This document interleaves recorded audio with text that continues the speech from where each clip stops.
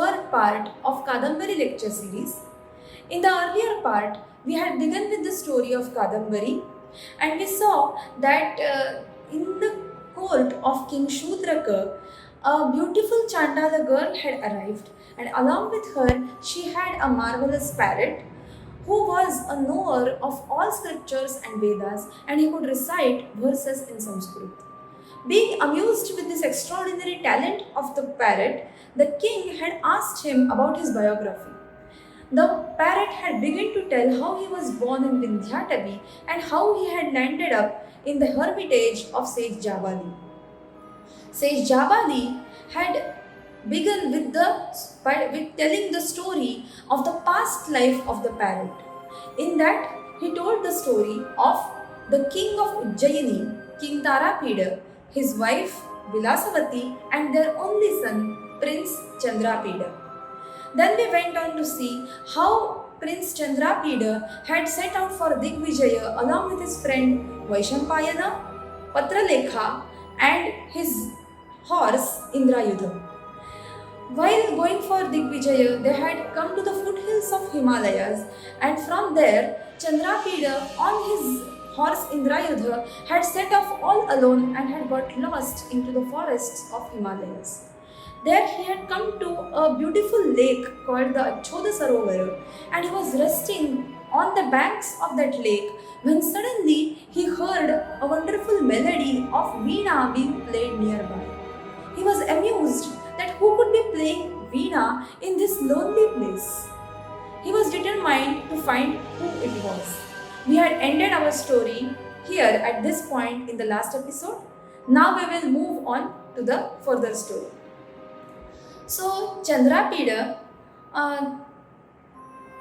got up and began to follow the sound coming from the veena. After walking for some time, he came to a big ancient Shiva temple. In that Shiva temple, in the middle, a beautiful young ascetic girl was sitting and playing veena. She was wearing beautiful white garments. Her garments were white and spotless like the milk. Her complexion was as fair and beautiful as the rays of the moon. She looked so pure and radiant that all the things around her shone because of her light. Chandrapida was very amused on seeing this divinity. He just hoped that she would not disappear on seeing a human like him. He waited for her to finish her veena. After her playing of veena was over, she bowed down to Lord Shiva and got up. She saw Chandrapida and smiled at him and offered him the prasadam of Lord Shiva. Then she took him along with her to a cave and offered him fresh fruits and water. Then she asked him about his whereabouts. Chandrapida told his story that how he had set out for Digvijaya and how he ended up in that forest. Gaining confidence from this caring hospitality offered by the ascetic girl, Chandrapida slowly asked her, "O revered lady, may I know please that why are you staying all alone in this thick forest? In this young tender age, why have you taken up the hardships of asceticism? Pray tell me the reason for all this."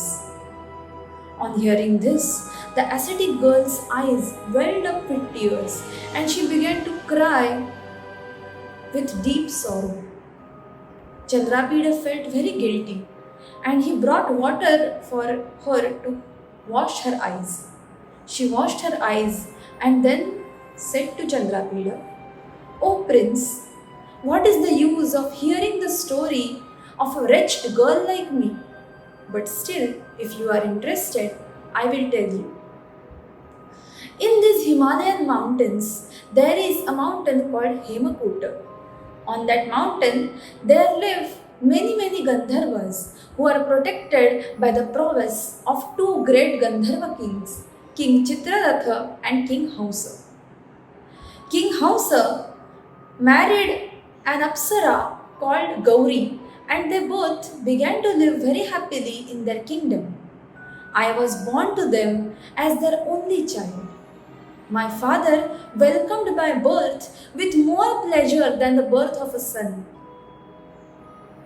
He named me with a beautiful name, Mahashweta.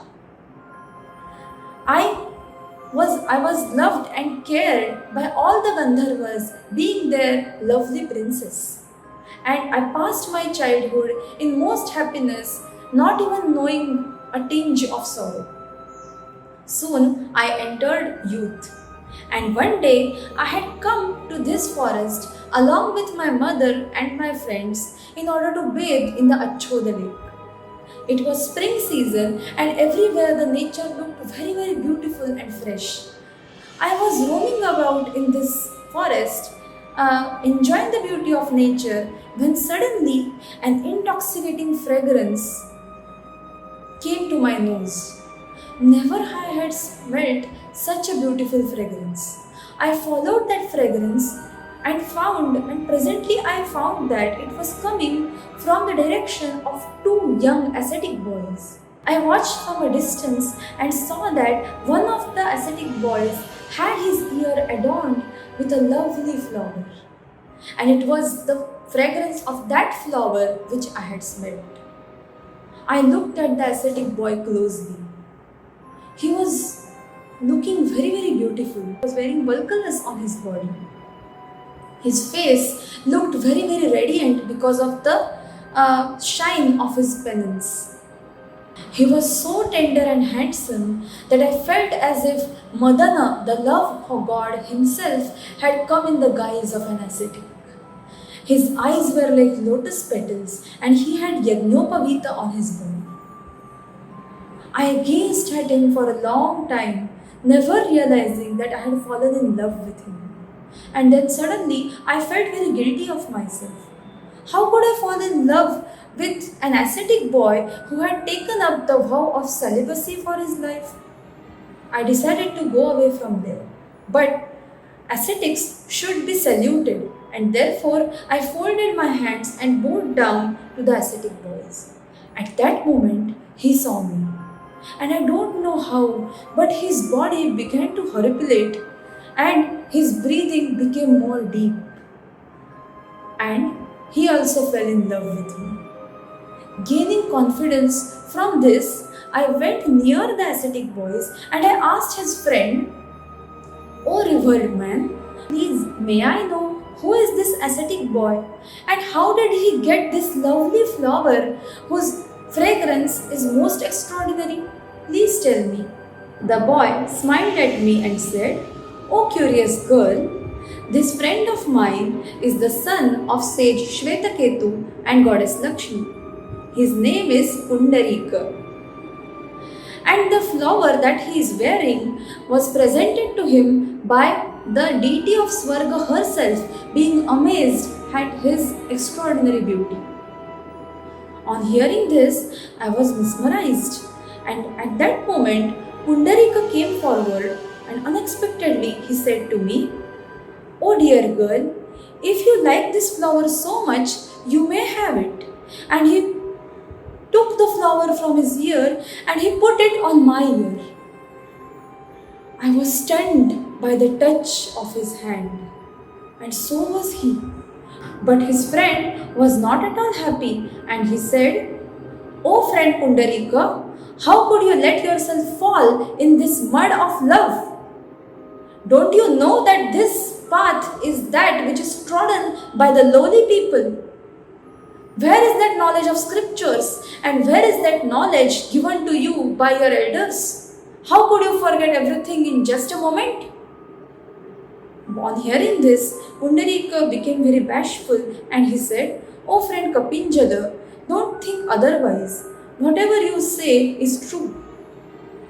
At that moment, my maidservant came there and she told me, "Oh Princess Mahashweta, please come quickly. Your mother is returning back home and she is asking for you to come with her." I did not want to go home, but I had to. And even after going home, I was constantly thinking about Pundarika and no one else. After some time, my friend Taralika came back and she said that Pundarika had given her a letter to be given to me. Very excitedly, I took the letter from her. It was a piece of Valkala, a piece of bark, and on that Valkala, Pundarika had written something with the ink of tamala leaves. I read the verse, and in that, Pundarika had clearly stated that I had taken away his heart and that he had fallen in love with me. I was so very happy that I passed all the day just thinking and talking about him and nothing else. In the evening, unexpectedly, that friend of Pundarika called Kapinjala came to our palace and he said to me, "O princess, my friend is not in a good state. He has become completely sick in your love. And if you don't meet him now, I don't know whether he will live or not. I pray, please come and save my friend. Now everything is in your hands." Saying that, Kapinjala went away, and I was left in a dilemma. I wanted to meet him badly, but being a girl from a good family, how could I live to meet my lover without informing my parents? I passed the evening thinking about this, and when the night came and the full moon showed, I could not resist myself. No, I have to meet Pundarika now. So I set off secretly with my friend Taralika, and we came to the banks of Achoda Lake. Just as we were approaching near the place of Pundarika, I heard loud wailing, and that was coming from Kapinjala. He was saying, "Oh my dear friend, what has happened to you? Why did you let this happen to you? How could you live your life for that girl who does not care for you at all? How could you live your life, my friend?" When I heard this, I was devastated. How could Pundarika die without me meeting him? I rushed to the place and found that Pundarika was lying on a rock and Kapinjala was sitting there and crying. I understood that all this has happened because of me. I was too late now. So I do not have the right to live if my Pundarika is not living. So I decided that I will also give up my life. But at that moment, a divine deity, a divine man descended from the skies. His face was as beautiful as the moon. He came, he looked at me and lovingly said to me, "O child Mahashweta, do not lose hope. This separation from your beloved Pundarika is only temporary. You will be united with Pundarika in a few days." Saying that, he just picked up the body of Pundarika and began to go back to the skies. Kapinjala, on seeing this, angrily said to him, "O wicked man, how dare you take my friend with you? Wait!" But the man did not wait and he went into the skies. So, Kapinjala, with the power of his yoga, also went behind him into the skies and both of them disappeared. Now again, I was in a dilemma. What should I do now? Should I give up my life or believe in the words of that divine man? I believed in him. I decided that I should wait for my Pundarika to come back to me. If that divine man had said so, then certainly I will be united with my Pundarika. From that day, I left all my royal clothes and my royal life and I began to live here as an ascetic in the service of Lord Shiva. Till today, I am still waiting for my beloved Pundarika. As Mahashweta ended her story, Chandrapida was left wondering at how this young girl could bear all the pangs of separation from her beloved. He was awed and he passed the night in the cave along with Mahashweta, thinking only about this wondrous story of Mahashweta. In the morning, as Chandrapida woke up, Mahashweta told him that she was going to the Gandharva Nagari to visit her dear friend Kadambari. Kadambari was the daughter of King Chitraratha and Queen Madira. Mahashweta said to Chandrapida, "O prince, my friend Kadambari has taken a vow that she will not get married unless I am united with my lover. But I want to console her and I want to tell her that she should not be adamant on her decision and she should get married as now she has also come of age. I am going to her, so I suggest that you also come with me and stay for one day in the Gandharva Nagari. It is not that the humans get to see such wonders in their life, so you should accompany me to the Gandharva Nagari." Chandrapida could not resist the words of Mahashweta and so he agreed to come with her. Both of them went to the Hemakuta mountain and to the city of Gandharvas. It was a very beautiful and wonderful city. They went to the palace of Kadambari and they entered her room. In that room, in the middle, on a beautiful couch, Kadambari was resting with her hand on the pillow, being attended by many maidservants. Her eyes were as red as the red lotus, and she was looking very lovely. Chandrapida saw her, and at once he fell in love with Kadambari. When Kadambari saw that her friend Mahashweta had come to meet her, she got up and hugged her friend.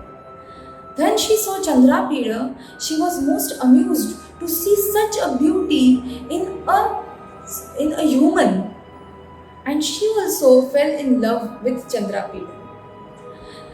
The love of Chandrapida and Kadambari was not expressed by words, but it was just expressed by their body language. As they sat down on the couch, Mahashweta began to console her and she said to her that Kadambari should get married and not wait for Mahashweta to get married. But Kadambari was firm on her decision.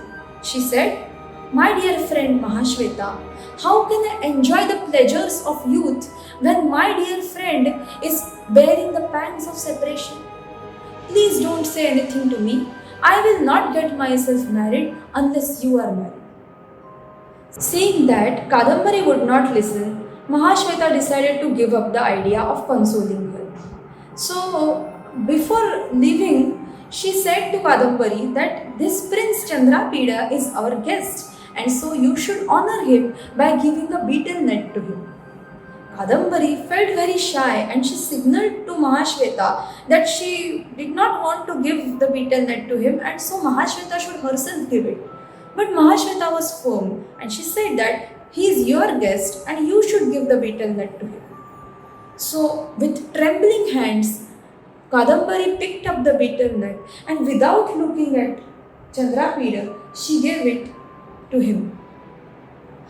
After that, Mahashweta went to meet King Chitraratha and Queen Madira, and Chandrapida was shown a place to live in a pearl palace situated on a small hill just behind the girls' chambers. After Chandrapida left for the pearl palace, Kadambari looked from her window to see whether she could get the sight of Chandrapida. Later on, she sent a beautiful flower garland to Chandrapida as a gift. At night time, Kadambari, along with her maidservants, went to meet Chandrapida and to ask about, and to inquire about his whereabouts. On the behalf of Kadambari, her friend spoke, but it was evident that Kadambari had already fallen in love with him. But she would not say anything on her own. Next day, Chandrapida got up and now he had to leave the Gandharva Nagari because he had to go back to his army as well. So he left along with Keyuraka, an attendant of Kadambari, and they came to the Acchoda Lake. To his surprise, the army of Chandrapida was already there at the banks of Acchoda Lake because they had come there by following the footprints of the Indrayudha horse. Chandrapida was very happy to meet his dear friend Vaishampayana and his attendant Patralekha, and he spent the whole day telling both of them about Mahashweta, Kadambari, their attendants, and the beautiful Gandharva Nagari. When the next day came, Keyuraka came to Chandrapida with an urgent message from Kadambari. The message said that Kadambari was feeling very sick and she wanted Chandrapida to meet her. As soon as he heard this, Chandrapida called for his horse Indrayudha and along with his attendant Patralekha, he went to the Gandharva Nagari. There he saw that Kadambari was sitting in a Himagruha. Himagruha means cool chambers. Just as today we have AC rooms, at that time they had Himagruha, which had fountains of cool water and sandalwood kept everywhere. When Chandrapida entered the Himagruha, he saw that Kadambari was resting on a cool flowery bed. Her eyes were red with tears and her body was perspiring in spite of the coolness there. Chandrapida guessed that this was because of the pangs of separation from Chandrapida, but he did not openly say so, neither did Kadambari say it. Mahashweta was also present there and Chandrapida talked to her for some time and then he had to leave to get back to his camp. When Kadambari saw the attendant of Chandrapida called Patralekha, she was very happy and she saw a dear friend of herself in Patralekha. So she sent a message to Chandrapida that she would like Patralekha to be with her for a few days and she would send her back after a few days. So Chandrapida returned to his camp alone and on coming back to his army, he saw that a message had come to her from Ujjaini from his father Tarapida. The message said that since Chandrapida had been away from the capital city since his Digvijaya, his parents were very anxious to meet him and it was not possible for them to wait for a long time further. So the king had instructed that as soon as he gets the message, Chandrapida should set out to come back to Ujjaini. Now Chandrapida was in a fix. What should he do? So he told his army chief to wait there for Patralekha and come back with her when she comes from the Gandharva Nagari. Then he told his friend Vaishampayana to be in charge of the entire army because it will take time for the entire army to come back. Chandrapida told Vaishampayana that he should guide the army and come back with them in a few days. And Chandrapida himself left at that moment all alone along with the messenger to come back to Ujjaini. After a journey of few days on horseback, Chandrapida came to Ujjaini and he met his anxious parents. They were very happy to meet him and then Chandrapida spent many days in Ujjaini only thinking about Kadambari and nothing else. After some days, Patralekha came back with the army chief back to Ujjaini. On seeing Patralekha, Chandrapida was very happy and he welcomed her and privately asked her that how was Kadambari and how had she spent time with her. Patralekha told Chandrapida that Kadambari had confessed her love for Chandrapida and that she was so involved in his love that it was not possible for her to live without him now. Patralekha requested Chandrapida to meet Kadambari as soon as possible.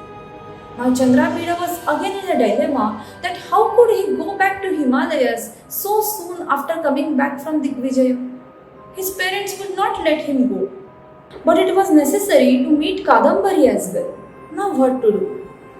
In the meantime, the great army which Chandrapida had left in the care of Vaishampayana came back from Himalayas to the Ujjaini.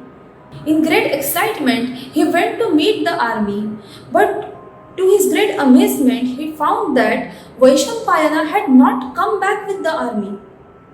How was it possible? Chandrapida inquired, and the soldiers from the army said that while roaming on the Achoda lake, Vaishampayana had begun to behave very oddly.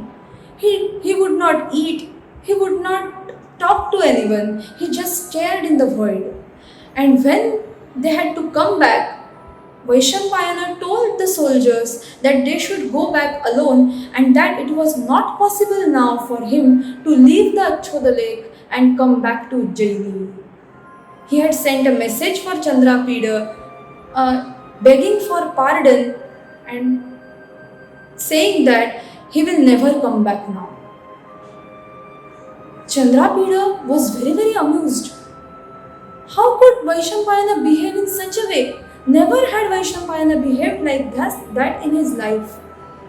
Chandrapida loved Vaishampayana dearly, and so did Vaishampayana love him back. How could he even think of staying away from Chandrapida, and that too forever? What could have happened to Vaishampayana? That was the question that made Chandrapida very uneasy. What could be the reason? Let us wait for the next episode to get an answer to this question. Till then, please do not read about this story anywhere and keep following this series. We will surely get the answer to what has happened mysteriously to our dear Vaishampayana. Till then, now I take your leave. Keep following and thank you. Namo Namah.